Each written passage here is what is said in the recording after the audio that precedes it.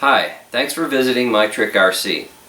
Today we're going to take our Traxxas Slash to the next level by adding a MyTrickRC off-road lighting kit, an RPM bumper kit, and an RPM light canister kit. To do this installation, we're going to need a few tools. The first tools that we're going to need are a couple Allen wrenches. One is a 1.5mm and one is a 2mm. Also, we're going to need a small hand drill like the one shown here to drill holes in the body where we're going to put some of the LEDs. Also, you're going to want either some zap goo or shoe goo. This is to reinforce the LEDs once the installation is complete. And one of the tools for the end of the job is either a pair of small cutters, or you can use scissors if you don't have a pair of small cutters. These are going to be to trim the ends of zip ties. All of these items are available on our website if you need them. If you don't, then fantastic, you're already on your way. The off-road lighting kit contains the following items. First of all is the heart of the system, the UF7 controller. You'll notice it has 12 connectors for 12 LEDs. The kit includes 10 LEDs, so if you want to buy them separately, you can add 2 more LEDs either as headlights or steady-on tail lights. The lights that are included with the kit are 4 5mm LEDs, 2 5mm red LEDs, and you can see the red by the color of the wire, and 4 white 3mm LEDs. Additionally are the necessary mounting hardware and 2 different power options. You can either power the unit off of a 12-volt battery, or you can tie it off of your vehicle's battery using a Y-splitter. And if you use the Y-splitter and connect it correctly, you can also get brake light functionality. Last but not least are the UF7 instruction manual. You'll want to keep this around because this controller is very powerful. It includes 9 different flashing modes. So if you at some point in the future want to change this to a different vehicle, you can. You press this little button right here to switch the modes, and you can use it for airplanes or other vehicles as well. Okay, let's get started by removing the body and the front bumper. The 2.5mm wrench is what you're going to use to remove the front bumper and skid plate assembly. Get this guy in here.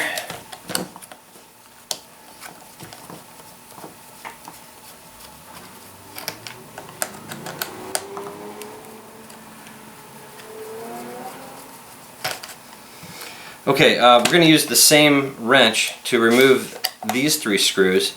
The 2 front screws are a little bit longer than the single rear screw.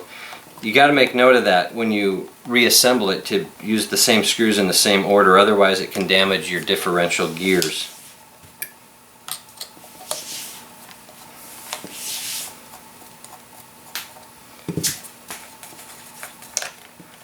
Okay, our bumper is now off.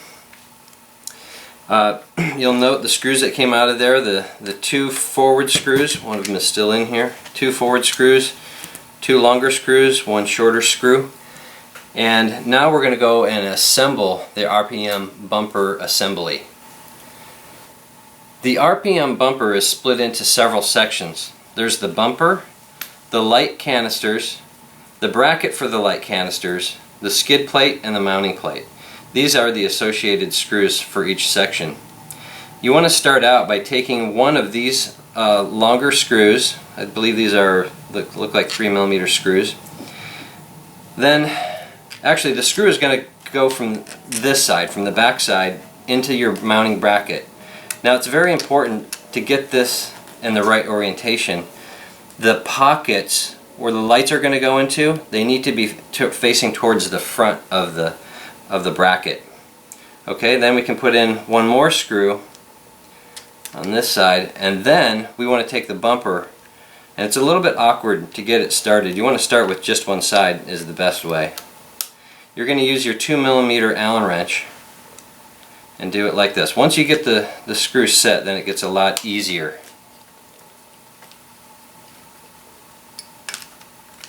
Okay, I got the first screw in, set. Let me start the second one.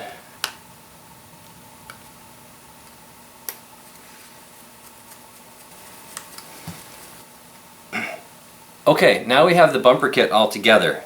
That includes the skid plate, the bracket for the light canisters, and the bumper. The last piece to add is the mounting bracket, and that goes like this using the 4 flathead screws. You're going to use your 2.5mm Allen wrench to attach these screws, and again, the most challenging part is getting the first one started. Once that's started, the other screws go in pretty easily. Okay, now that that assembly is complete, the next step is going to be to loosely attach the light canisters. They slide right into a little slot, and then there's a small flathead screw that comes in from behind. And we're going to use our 2mm wrench to tighten these. Again, you want to keep these loose. Only get the screws set, and we're going to need the space to get the LEDs in there, and then once the LEDs in, we'll tighten them fully to secure the LEDs in place.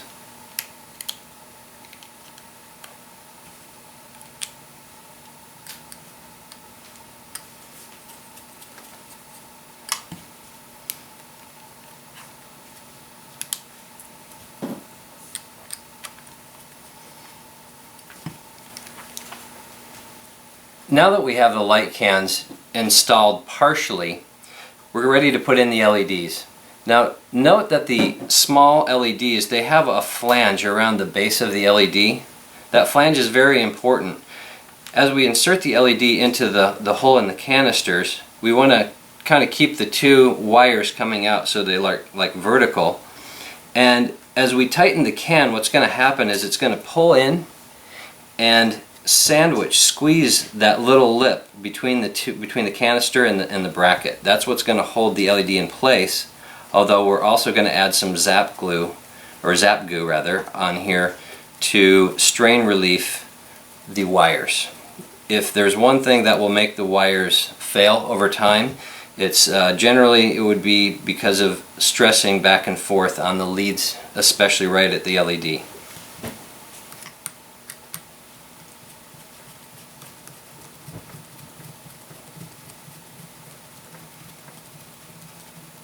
Okay, now that we have the bumper assembly complete with the LEDs in it, the next step is for us to feed the 4 wires through the little triangular slot at the top of your shock tower. And the way we're going to want to mount this is just to have the LEDs gently there, flip it over, and we're going to reuse the same screws that we took out and the same locations.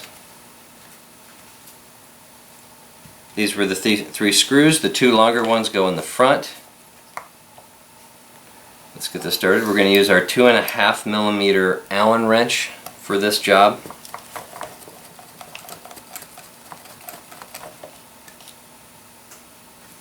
The long screw.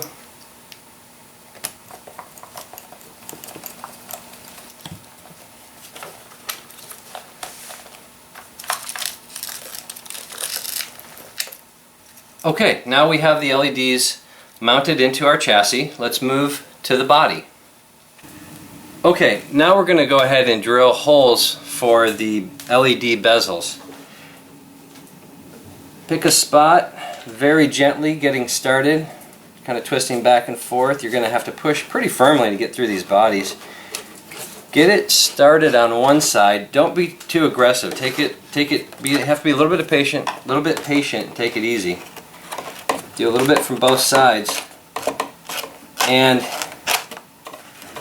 you want to get the size of the hole. I'm sure that's what everybody is wondering about. You want to kind of dial in your first one. I'll give you a number that is about how big you should drill the hole. What you want is for the bezel to snap in nicely like this. It can't be loose, but you don't want it basically too big or too small. If it's too small, the LED will be too hard to get in. And so this one right here measures out as 6.5 millimeters, which is just over 1/4 of an inch. And so I would shoot for that. So a 2.256 is a good number to shoot for. Be patient, work it in, do it, test it with the LED. If it's too tight, take it out, do a little bit more. That's the way to do it. The locations that we're going to do on this truck, we're going to put one LED here and one LED in the far upper corner there. And both of these are going to be for the larger 5mm LEDs.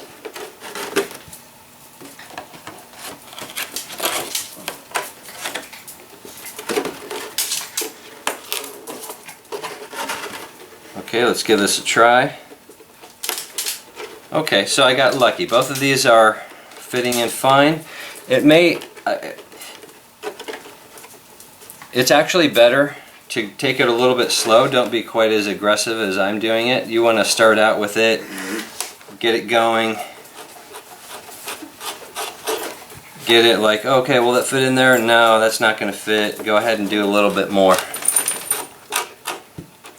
Make sure you come in from the back side also to clean up the burrs, because the burrs can affect how well it snaps in there. You do not want any burrs back here when the bezel goes in, or it won't snap in properly or stay in properly. This one looks really close. It might be a little too tight. Yeah, I would call this one a little bit too tight, so we should back out, do a little bit more. Alright, make sure there's no burrs on the back. I can feel there's none. Okay, and that's good. And this is how they look. This is how it looks from the inside. They're just popped right in there. Hopefully that isn't too blurry. I'll go ahead and do the last one right here. And the worst case, if you do over drill it, the hole too big, don't kill yourself over it. Take some shoe goo and goop it up. The stuff is really good. It's very, very durable, and it's removable later on if you want to. It sticks on very well, but it can be removed if you need to. Okay, let's check this last front light. Okay, that's a little too tight. It needs to be a little bit more. Just a little bit more can make a big difference. Okay, perfect. Now, when the LEDs snap into this, they actually expand the other part of the snap and it holds itself in place. That's how it works. I'll grab some of my 5mm white LEDs and we'll snap these in. Okay, and they snap in very simply like this. Align the wires so that they are between the taller parts of the snap. If the LED goes in too firmly, then your hole is too tight. You need to snap it. You need to snap the bezel out, make it a little bit bigger, and then snap it back in gently. Okay, that's really how it should go. It should go in easily, but firmly. Now it's held securely in place. Make sure that your wires, again, are not sitting on the same direction. They're opposing the tall parts of the snap. Okay, so there we go. The front is now done. Let's go ahead and put in our two tail lights. We suggest putting the tail lights up here on these flat areas for two reasons. One, they point pretty much straight back, and two, they're a little bit more protected than the back part. Although you can put them here as well. Just make sure they're out of the way of the tires and the mounts for the chassis. Okay, I'm going to start this from this side very gently. Now be careful, because sometimes the materials here get really thin and it's really easy to punch through it. Again, if that does happen, do your best. Maybe cut out a little bit with some scissors and use your shoe goo. That stuff will hold it in. Okay, I just did a little pilot hole from that side. I'm going to go ahead and make it a bit bigger very gently because I don't want it to break through. Okay, it looks like we're probably pretty close right there. Let's have a look. Might be still a little bit too tight. Okay, I'm going to call that still a little bit too tight, so let's a little bit more. Just a little bit.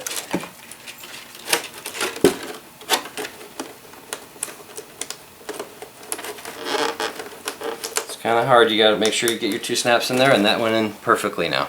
Let's try this one.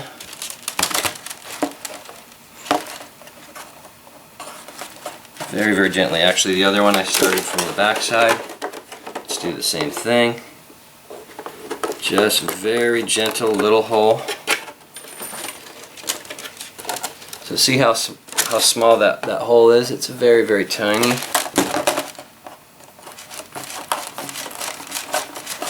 Very gently, make sure you get a good grip as you're cutting. Okay, that looks like a good start.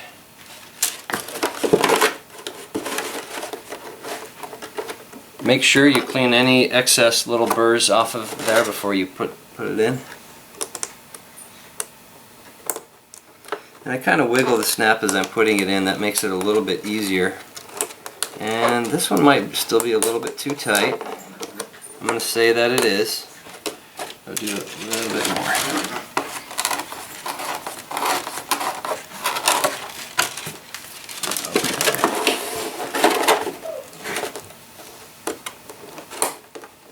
Get rid of the burrs.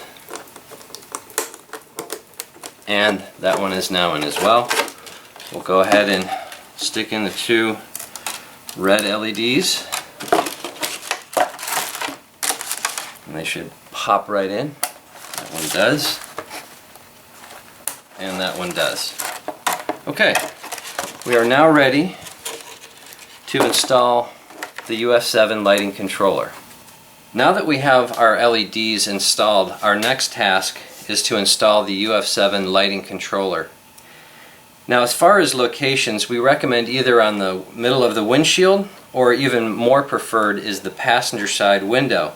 And the reason for that is, if you're going to tap power for your lighting system off of your vehicle's battery, there's a cable that's going to connect from here into your receiver. And we want to make the largest service loop possible that makes it easier to take your body on and off. So we're going to place it on the passenger side window, and we're going to orient it such that the 2 ports labeled B are pointing towards the rear of the vehicle. Those are going to end up being the tail or the brake lights if you choose to wire it that way. Okay, there's 2 ways to mount it. The most common way is peeling away the double-backed adhesive, which is what way I'm going to do it. But there's also 2 tabs on the controller that can be, they're breakaway tabs. So if you're tight on space, you can break those away. But if you want to actually bolt these to something, you can also do that if you're in a really high shock environment.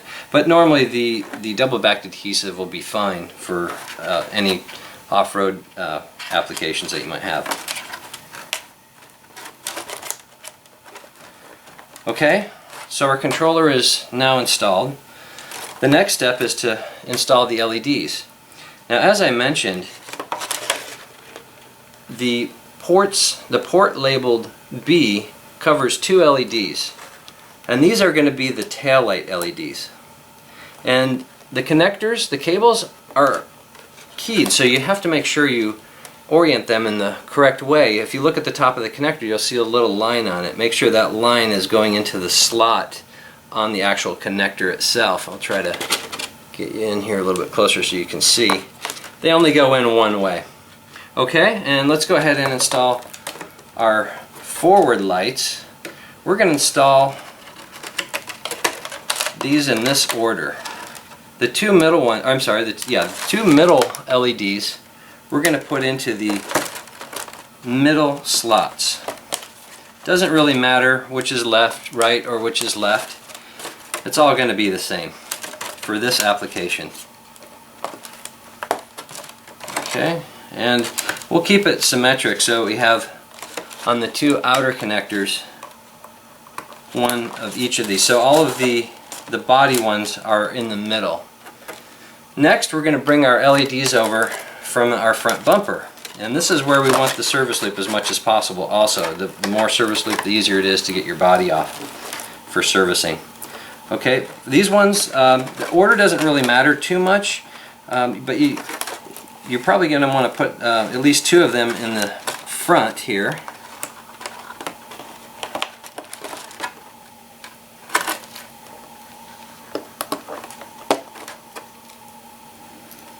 I'm just going to go ahead and use these 2 end connectors.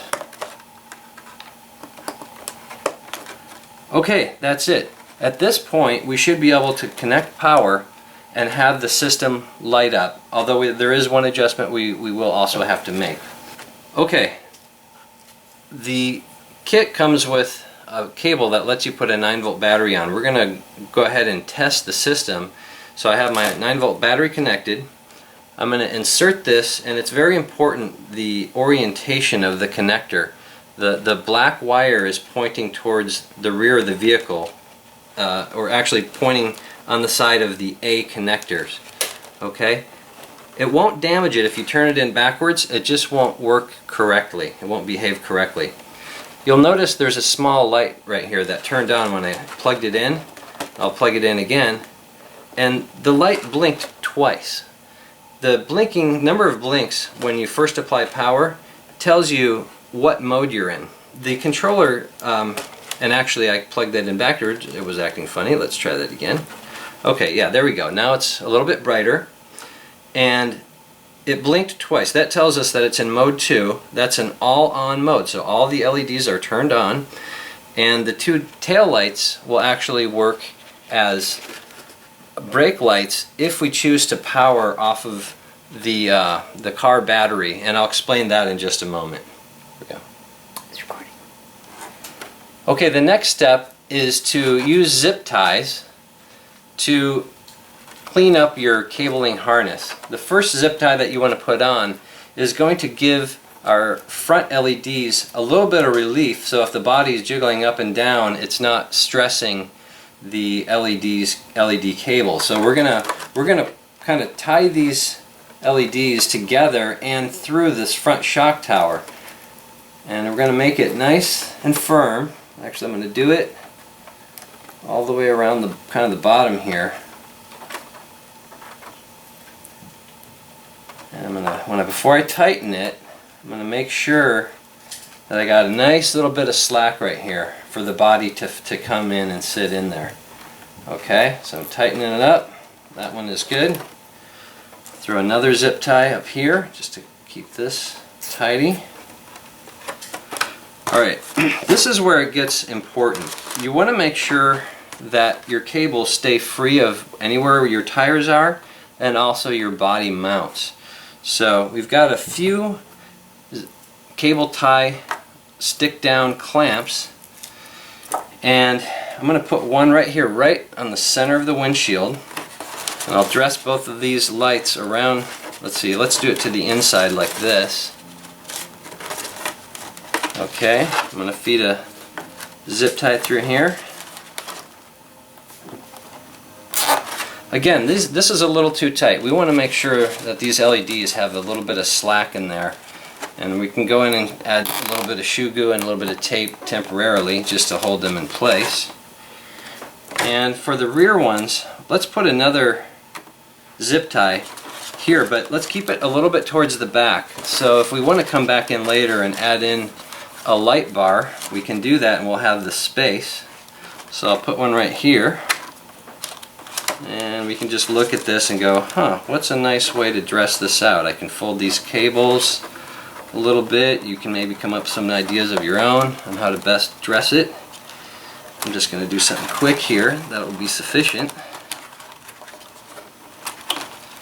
We still have another zip tie left that we can use. So this is going to kind of hold the bundle.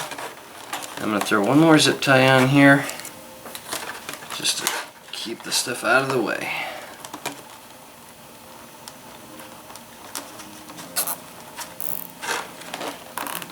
Okay, and there we go. I'm going to come back in with my cutters, and we're going to trim off the extends of all of these zip ties. Alright, so next I'm going to use my little cutters. I like these cutters because they get in real close and you can trim these ends of these zip ties right off nice and cleanly so you don't have anything sharp sticking out. Okay, we have our kit installed. The next step is to apply power, and for that we're going to need to remove the covers off of our receiver, and we're going to feed a Y cable into there, this Y cable, and we're going to get some power. We're going to power it using our motor connection, and that's going to give us a brake light functionality.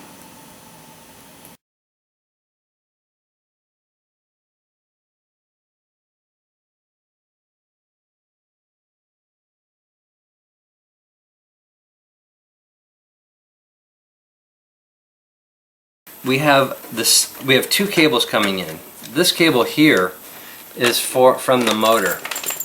The cable here is from the steering servo. We're going to unplug this cable, but please note that in between these two is another slot. So when we put our Y cable in, we have to make sure we put it in exactly the same slot and in the same orientation. Okay, so this cable's out. We're going to go ahead and take our Y splitter cable. We'll take the end that matches the one we just took out. We're going to slide it through in the same spot.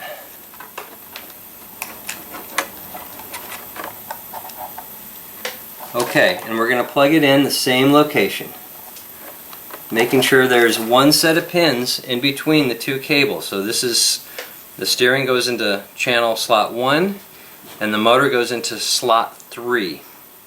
Okay, with the end here, the split end, we're going to plug our motor into that, making sure again that the white is on the white side, and looking back here, making sure that the white is on the same side as each other. Okay, now let's plug in our power cable to the unit. We want to make sure when we plug it in that the black side of the cable is pointed towards the letter or the outputs for the lights that are labeled as A, the ones right here. Okay, also note that there are two connections on here. We want to connect this one to the one that's furthest towards the top of the truck, and it's labeled number 1. Okay, make sure it's securely seated. It should slide right on, and it should feel right when you plug it in. Alright, we're ready to attach our battery and see what happens. Now that our power cable is attached and our battery is attached, we're going to test the system. The first thing we're going to do is we're going to turn on our radio, make sure it's on, the little green LED indicator is on. Next I'm going to turn it on, and we should notice the power lights for your car as well as a power light on the controller turn on. Okay, it blinked one time and then it turned off. What this means is the controller is set to the off position. There's a little button right here that if we press it, you'll notice all the lights turned on and it blinked one time and then stayed on steady. This is the all-on mode. There's 9 modes that you can scroll through by pressing the little button on the controller. We want it to be set to mode 2, so I'm going to press it one more time. It blinked 2 times quickly and now it stays on steady.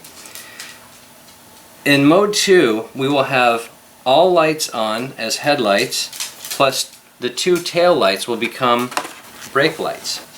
With everything connected correctly, we're now going to go ahead and put the covers back on our radio using the 2mm wrench, and making sure that the cables lie the same way as they did when you took them out, in between the little posts right here. That will make sure we keep a watertight seal on your radio system.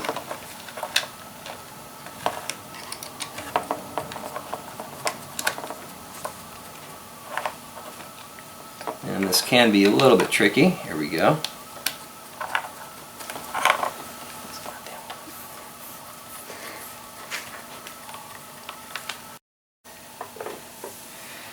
With our last cable tie, we're going to take and we're going to bunch up all of these cables just so they don't get tangled in other things as you're using your car on a daily basis. I'm going to go ahead and cut these off.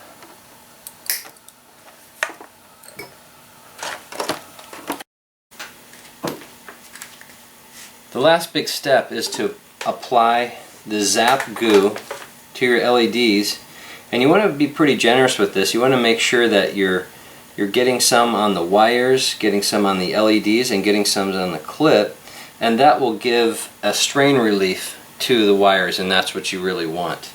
I'm going to go through and I'm going to do this to all of the LEDs on the truck.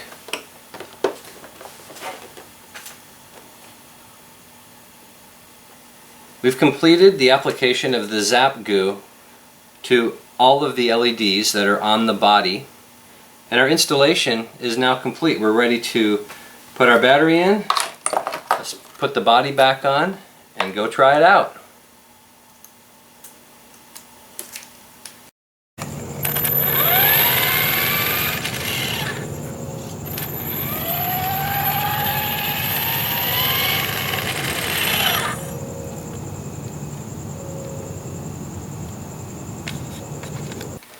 Now that your installation is complete, we really hope you enjoy your lighting system on your vehicle. If you found the installation process a little bit too long and tedious for you, a little bit too overwhelming, we do offer fully painted stock body kits with lighting systems pre-installed. You can find these on the website, and we have them both in a variety of different styles, and both nitrous, as this one is, as well as electric body types. Thanks, we'll see you out in the track.